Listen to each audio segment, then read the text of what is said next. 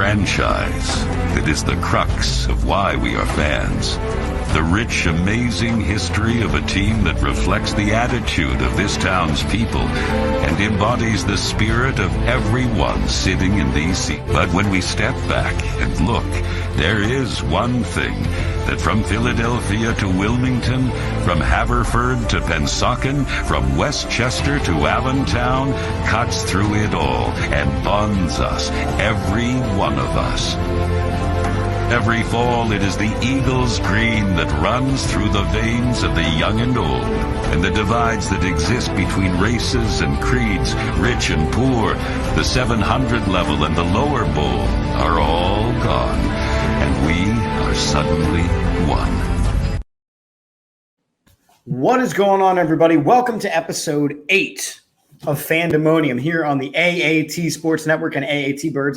I am Chip at Chip for the Birds, and joined today, we have a really cool one for you today, my friends. We are joined today by Dave Bergner, and what makes Dave so unique and so awesome, and I'm going to undersell it, Dave, so that you can give us the accurate number, but Dave is the owner of over 250 Eagles jerseys. Over 250 Eagles jerseys. You're going to see some of them in the pictures that we play. And he just told me over 150 Eagles hats, and he's going to tell you the reason why he has so very many. So, Dave, thank you for joining us today. You're welcome. What is the actual number? Like I said, I wanted to downplay it for you. It's right now. It's around 275. That's wild. That's wild. And what got you started with the idea of collecting these jerseys? Just became an obsession maybe about 15 years ago. I just started collecting them. Flea markets here and there and eBay, and I just started collecting them. I'm like, oh, I don't have that one. Let me get that one. I don't have that one. Let me get that one. And then I make sure I buy 2 current players a year, and then just exploded after that. I think the one part of the green room conversation that we were having before is you said that not only is your wife supportive of this, but she is actually an enabler and encourages you to have these jerseys. It was her idea. About 5 years ago, I started posting on Instagram. She wants to know how much stuff I have, but she didn't use the stuff word. She used another word. Sure. And she goes, let's start doing t-shirts. So about maybe, oh, wait, I'm going to go back 10 years. I just started doing t-shirts. And she goes, can you do jerseys? I'm like, yeah, I could do jerseys. So she challenged me to see if I could go this season. And I went this season wearing a different jersey. Then I went to different jersey and different hat every day of the season. That's crazy because we know how long football season is. I think it was 108 days. No, it wasn't. Was it 127 days this year? Because of the playoffs and everything like that. Yeah, but I went to Super Bowl year. I went the whole year without repeating a jersey from September. Without even repeating. Oh, my gosh. Without repeating. Yes, I do not repeat. All right. So we have a line of questions, and we're going to get there. But I have to know, what is your favorite jersey that you own? You can't pick a favorite. It's like picking a favorite child. You can't do it. Okay. Well, then we'll go the opposite way. What is your least favorite jersey? What's the jersey that you got because you saw it? You're like, all right, I know this is bougie. I know this might be a knockoff version, but I got to get it. Which jersey is that? What jersey is bad that like everybody laughs at me that I have? Like so I know, like if you go, like for example, like you can go to like jersey. Which one? An Eagles Matt Barkley jersey. Wow. Yes. There's only like 2 of those in existence, and I think he owns one of them. Yes. Oh my God. Yes, because when they have the training camp and the wives have the sale, they have the players' jerseys that they have to wear to events and everything. They have them in a bin. So I go through the bin and I buy a bunch of them. Wow. Yeah. That's amazing. Matt Barkley. I forgot he was even an Eagle for 5.5 minutes. Yes. Yeah, it's some obscure ones. I got a Bryce Brown one. Oh my God. Yes, some obscure ones. Okay. Any other obscure ones that jumped to your mind? What? Cody Parkey, obscure one. Okay. I think the Bryce Brown and the Matt Barkley are a little more obscure because Cody Parkey at least kicked for us for Yeah. a season or so. Wow. Yes. Okay. All right. So then let's get into this. Then let's really talk about your fandemonium here. So, what is your very first memory of the Philadelphia Eagles? First memory. Oh God, I was 10. Okay. I went to an Eagles Raiders game. Okay. Eagles Raiders game. We ended up playing them in the Super Bowl that year. Oh, it's crazy, heartbreaking, but I loved it. And let me tell you a good story. When I was 18, me and a bunch of friends, we went to go see the Eagles and the Niners. We was like, oh yeah, we're gonna go watch Joe Montana, Jerry Rice. The Eagles were great. Eagles were up 21-10 in the fourth quarter. My buddy decides to leave. He's driving. Like he decides to leave. End up being the greatest fourth quarter in football history. The Eagles lost 35-28. Joe Montana scored 4 touchdowns. We left. And you were at that game and you decided to not watch fourth quarter Joe Montana. No. We left. Because he's one, we're leaving. Is that maybe your worst Eagles memory? Oh, no. Worst Eagles memory. Oh, no. The 0-2 championship game. NFL. Yeah. That's the worst. I still see Rondé running. I think we all do. I think we all do. All right. Well, all right. So if that's your worst, and we're going to exclude them winning the Super Bowl, that's not an option that you can say because everyone would say that. Oh, I cried. I cried. Broke down because I thought I would never see that in my lifetime. I broke down and cried. Everybody around me is cheering and everything like that. I'm on the floor crying. Which jersey were you wearing that day? Jerome Brown. Okay. Well, that hits you in the feels anyway because, that was his birthday, February 4th. Yeah, and had he not passed early, then that early 90s Eagles team was probably a Super Bowl winning team. Oh. Yeah, if Randall doesn't go out in the first game of the 91 season, that team wins a Super Bowl. Yeah. Wow. If it wasn't for the fog in 88, that team wins a Super Bowl. That game should have been stopped. Oh, no. I feel like this Philadelphia Eagles team is so many, what ifs in their history. Yes. So many what ifs. So anyway, we can't say the Super Bowl is your favorite memory. So what is, besides the Super Bowl, your favorite Eagles memory? Okay. Watching on TV was the Miracle of Meadowlands. Which one? The game that I was at was the Snow Bowl. Oh, well, the snow squall that LaShawn McCoy went crazy? Yes. You were at that game? I was at that game, yes. Okay. Was it? It looked insane on television, and I remember I was driving, listening to it through the snow squall, but how was it just sitting there having snow dumped on top of you? Crazy. My wife says, I can't take it no more. She went to the walkway. I'm lucky my seat was in the end, so I was sitting there checking on her, watching the game, and you look around, everything was covered. Everything was covered in snow. What jersey were you wearing that day? What day? Brandon Graham. Okay. Brandon Graham. So you have some really cool memories and then associated with your giant jersey collection. That's really awesome. Yeah, Brandon Graham's 54 jersey. Yep. So if we're picking on the whole jersey line of questioning here, last year it was a big to-do about change because throughout NFL history, NFL players had set blocks of numbers they could choose from. Oh, yes. And they kind of did away with that. Do you have any thoughts on that? Do you think it should still be the set blocks of number, or do you kind of like the more college line of that? Because I think the 80 receiver is gone away. Yeah. You used to, when I was younger, all the receivers had 80, but now you don't see any with 80. If you do, they're the bottom of the barrel teams. Yes. You don't see any. It was funny. It used to be the single digit guys who were the wide receivers, and there were the special team players in the camps, and then those were the guys that went away. Yeah, I don't like the opposite. But it gets them to sell more jerseys and get more players' numbers. So why don't they add the 0 and the 00? They're letting guys take single-digit numbers. Why don't the NFL add 0 and 00? Do you have any non-Eagles jerseys that stand out to you? Or are you strictly an Eagles guy? Oh, I'm strictly an Eagles guy. There's I have no other football non-Eagles jerseys. Okay. How about any of the? I have some Phillies jerseys and some Flyers jerseys, but no non-Philadelphia teams. Good. That's respectable. Do you have? I have to know.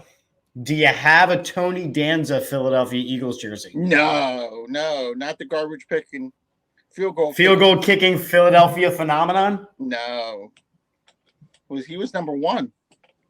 Was he 1 or 0? I think he was 1. I think you're right. 0, yes. Hold on. Now I have to look it up. Tony Danza Eagles jersey. This is the joy of the internet and 2 screens. He was 00. He was 00. See, he was 00. See, and now I'm gonna be looking for a way to buy this because I need to buy that jersey. Yes. Sorry. Okay. So have you gotten the opportunity because of this jersey collection? Have you gotten some recognition from the team? Have you been able to do anything cool with it? I saw in some of your photos, there's pictures of you, holding the Lombardi Trophy. You've got the cool photos in front of the statues. Has anyone from the Eagles organization reached out like, wow, we want to do a piece on this? But like people promoting stuff, they wanted me to help them promote. And I'm like, I don't care. You know what I mean? I got tickets out of it other than that, but none the Eagles haven't reached out. A couple of the news stations reached out. Like if you Google man with 217 Eagles jerseys, that story, and that guy spread them up all over my house. Like he came when the news came out, they spread the jerseys all over my house. So you actually see a line of the jerseys going through the house. That's so cool. Yeah. All right. So you mentioned that, none of the jerseys are your favorites because, they're like your babies. But yeah, I do need to know who, out of your entire time being a Philadelphia Eagles fan, who is your favorite Philadelphia Eagle? Favorite Eagle? Yeah, and why? Oh God, it's my favorites is the ones from the Buddy Ryan era. The Randalls, the Eric Allens, the Seth Joyners, because they just made it exciting for me to be an Eagles fan again. You know what I mean? Because football, before Buddy came, football was dead in this town, and it's just those guys. Even though they never won a playoff game, they're still endeared into this fan base, and I got to meet Randall for the first time this year. I was freaking ecstatic. Did you really? Yes. Yes. What was that like? What is Randall like in 2022? He said, hi, how you doing? It was at the card show. He said, how you doing? And everything like that. But McNabb, he was fun. He showed personality and everything like that. But I love the guys from that era. I'm so like, is in your mind, is there anybody from that era that is not in the Hall of Fame that is mind-boggling that why they're not in there? Oh, Seth Joyner and Eric Allen, both of them should be in the Hall of Fame. Seth Joyner and Eric Allen. Why do you think it is that they're not? I have no idea. No idea. Because I saw Ty Law went in. I'm like, Eric Allen's 10 times better than Seth Joyner. Crazy. I mean, it's true. It's absolutely true. Yeah. All right. So one of my final questions, and I because you are so invested, and I love looking around the memorabilia around where we're recording from. What is it about the Eagles that make them the best team in football, that makes these Eagles fans the best fan base? What is it that has constantly just drawn you to them? Oh, good question. I don't have an answer. Wow. Thank you so much. Thank you so much. I don't know. It's just the city I was born in, and you just got to love the Philadelphia fan base. Like, they're so passionate. You know what I mean? And they'll tell you how it is. You know what I mean? They'll boo you on the field. You know what I mean? If you're not doing well, they're like, you got to go. You're garbage. and they'll cheer you when you're doing well. True. And I think that's interesting because, in the news has been the whole Alec Boehm thing. Oh, yeah. Yes. Yes. And, he's caught on camera saying that he effing hates this place. And the reporters jump right on. I'm like, hey, what are you saying? He goes, I was caught in the moment. I don't hate this place. Yeah. The fans expect better of me. My bad. That's so true. And the next night, he gets a standing ovation. It's so true. Yep. So what? And maybe you can put a finger on it. Maybe you can figure this out. What is it about this town, this place to play, that some guys just get it and some guys don't? I don't know. You got to have toughness. You got to have toughness. You can't be thin-skinned. And you got to go out and try hard, play hard. And fans see it. They're not fake fans. They'll see if you're trying and if you're just going through the motions. And I think that's it. Yeah. I think that's it. I think you've got a pretty good, lay on it. Real quick, because you showed me, and I want the people to see. Can we get the panoramic view of the gloriousness of everything around here? And you can talk about some of the things that we have around. That's one closet. Wow. That's my Dawkins shrine right there.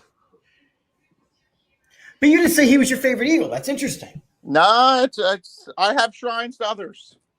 Okay. Well, here we go. And there's another closet. And the downfall of this, all these in this closet are all signed. Wow. Which is crazy. Yeah, let me show you that Barkley jersey yours. Yes, this is your redheaded stepchild of it all. There's the Barkley. Oh my God. There it is. Yeah.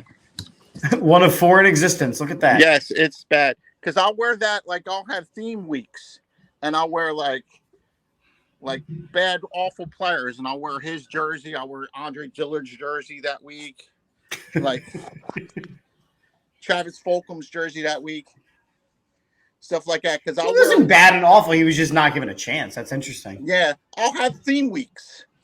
Because that's where I'll wear cornerback weeks and stuff like that. And then I'll have players better known as another number. And I'll wear McCoy's 29, Brandon Graham's 54 that week. Yeah. Yes. So I'll have something like it. And then theme weeks are obscure players, crappy play. I wear his jersey. There's other jerseys I wear in that week and stuff like that. So I have theme weeks. You have to have different weeks because you run out of positions after a while. That's true. Now you mentioned that you try to get 2 current players. So which 2 did you get last year, and which 2 are you looking to get this year? In black, Hurts 1 in black, and I got Malata. Okay. And then which 2 are you looking at this year? Which 2? I'm looking at Reddick. Okay. I'm looking at Reddick, and I'm not sure anywhere else. But I'm just right now. I'm looking at Reddick right now. One of their 14 first-round draft picks, I'm sure. Let's see if somebody worked. Come on, Howie's got to hit a home run on some of these. He's got to hit a home run somewhere, and I do agree. Yes. Well, I'll tell you what. Last year, you can't complain about last year. No, you can't. 2 of them were home runs. Williams was a real decent. Yeah, and I think that, for all the flack that he got, I think that last year it was good. This year has to be better, and we have to get some answers at some of the positions. But I'll tell you what, you had a lot of great answers for us today. So this has been, my friends, episode 8 of Fandemonium. Thank you for having me.